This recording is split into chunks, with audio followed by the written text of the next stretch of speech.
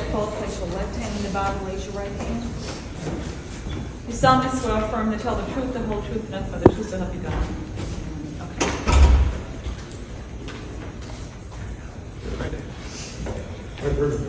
Ms. Ashley Danielle Cooper. She's here on indictment number 2022 GS 45-0199. She was charged with unlawful conduct towards a child. This offense occurred back in November 8th, 2021. She was arrested on October 18, 2022. She was released on a bond on the 20th, but she was subsequently picked up on a bench warrant. Your Honor, she plans to plead guilty to this charge this morning. She is represented by Attorney Virgil Barr of the Williamsburg County Public Defender's Office, and the state's recommendation is a 5-year sentence that's suspended to 3 years of probation, and she must undergo drug treatment. Okay, Ms. Cooper, I'm Judge Curtis. Ma'am, I understand you're here today to plead guilty to unlawful neglect of a child that carries up to 10 years. Is that your understanding? You've had a chance to discuss this decision to enter the plea with your attorney, Mr. Barr. Are you, and knowing all the rights, Ms. Cooper, are you pleading guilty or not guilty? Guilty.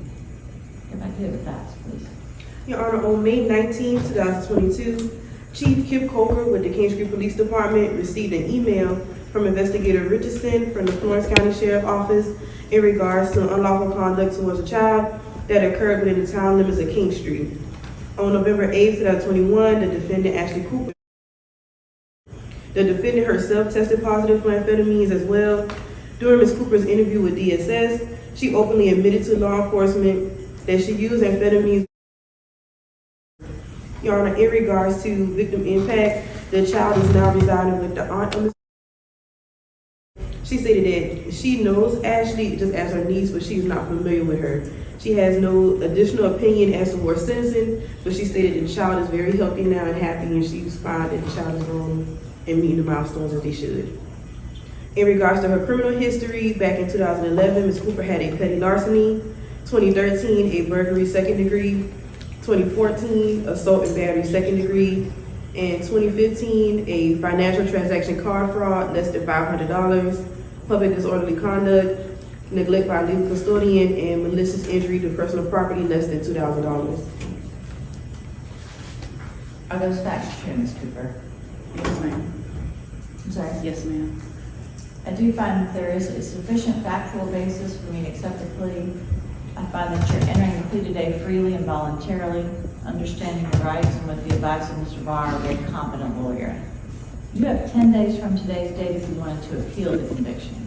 Mr. Barr, I'm glad to hear from you. Yes, Your Honor, thank you. Your Honor, this is Ms. Ashley Cooper, and if you can judge by her body language, she was I think she felt a little embarrassed at herself about all of the charges and things that she's been through, which a lot of those tie back to her struggles with drugs. She is a mother of, she's been away from them since the 9th of last month, and she was detained for a bench warrant, which is part of this plea. We'd asked for that bench warrant to be lifted. She wants to get her life back on track. We've had some very tough conversations about this plea and about what probation would mean, what the impacts of it would be, and the fact that this would probably be one of her last chances as far as if she was not able to get this straight, not with the legal system, but just in general with things that have played out in her own personal life. We want to thank the state for working with us on this offer. We do believe it is a good one. Her child is healthy, and as a mother, I think that was her #1 concern. But she understands that the actions taken by her and some of the things that she did could have really impacted her child's life greatly now and in the future.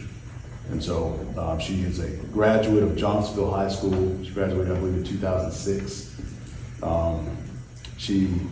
When she's working, she usually works out of Myrtle Beach. She's been doing that for quite a few years.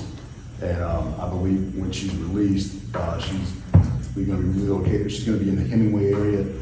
I think the address. So she's, notwithstanding judges or court's decision, she's spoken with probation. She understands exactly what is facing her if the court accepts that recommendation. She's been on probation before, and she successfully completed it. And she feels like she can complete it this time.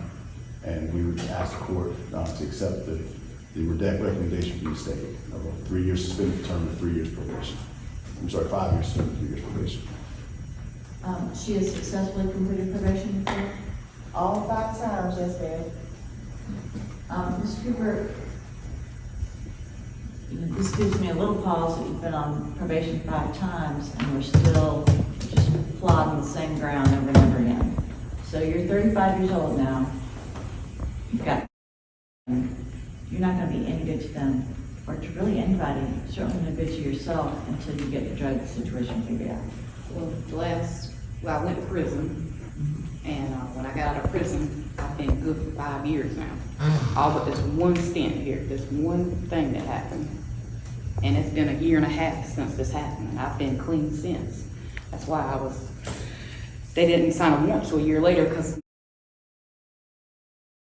Well, you understand that it does raise concerns when, I know you said it was just this one incident, but that's kind of the time when you think, if that's the time at all in your life that you're going to stay clean, would be when you're expecting, you know, very close to giving birth. So, I'm not fussing. It's just, I don't want to see you continue at 35 years old. I hope nothing else like this happens ever again. Well, I mean, I hope for a lot of things, but nothing changes unless you make the decisions to make it. It's not going to magically change, right? Right. So, I'm assuming you've been ordered to do drug treatment before. Mm-hmm. So I need to know, what is your plan this time that's going to make it different from the last time you were on probation? I would assume that you've been ordered to do drug treatment before, because your criminal history looks like things that are associated with a struggle with drug abuse.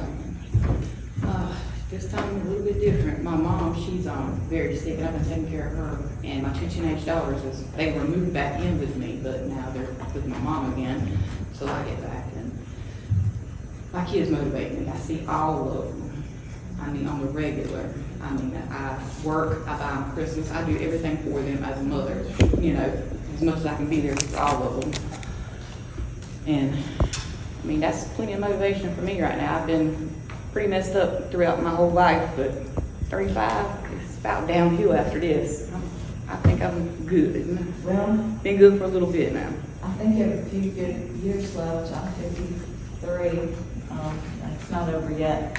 However, what I just want to suggest to you is if you go right back to the same, hanging out with the same people in the same places with the same triggers, it's going to be harder. You're going to make your life harder than it needs to be. You need to significantly change your surroundings. I think that drug court would have been a good option for you because the time for half measures, that's over. So I'm going to go along with the recommendation of 5 years suspended to probation for 3. How many days do we need to give her credit for? I believe 46 days, Your Honor, but That's right. Okay, 46 days credit. I'm lifting the bench warrant. I am requiring random drug and alcohol testing and substance abuse counseling. You understand there's not an indefinite number of times that you're going to be on probation. After a certain amount of times, then we say you're just not a candidate for it and you just need to go and serve your stint. That's not the best way to get clean, but I've seen people be successful going to prison and getting clean. So anyway, make your life easier. Don't make it harder than it needs to be. Thank you. Good luck to you. This is Christian News TY. I'm Tony Conyers. Is there any newsworthy events? We will get them to you as soon as possible. If not, you can follow us on Christian News TY Facebook. You can follow us on YouTube, and you can follow us on our website. Welcome. Today is Wednesday, June the 14th, and we are live with Christian News TY. We welcome you here, and we certainly welcome our newly elected Sheriff, Stephen Gardner. Thank you, Sheriff, for coming and being with us today and taking time out of your busy schedule. I know you're a busy man. Hey, a lot going on, but thank you for coming in and taking time and allowing me to talk about the sheriff's office. Well, thank you very much, and we're excited about this interview. South Carolina House Representatives, District 101. What a wonderful gathering, what a wonderful occasion. Carrie. Roger that, that's right, Roger that. Hey guys, I just wanted to bring greetings from the South Carolina House of Representatives to one of our newest attorneys, Ms. Carrie Singleton, Juris Doctor. That's very cool. Welcome to Christian News TY. I'm Kathy Andrews here with Ed Anderson, better known as Tweety to the folks in King Street. We're going to talk to him about an event coming up, yes. Homecoming, King Street Homecoming. Good afternoon, everyone. Good evening, I should say, probably. We're out today hanging another banner. We hung one on the southbound side of the walkway, so now we hang one on the northbound side. We want to make sure that we get everyone's attention and they're aware of the date.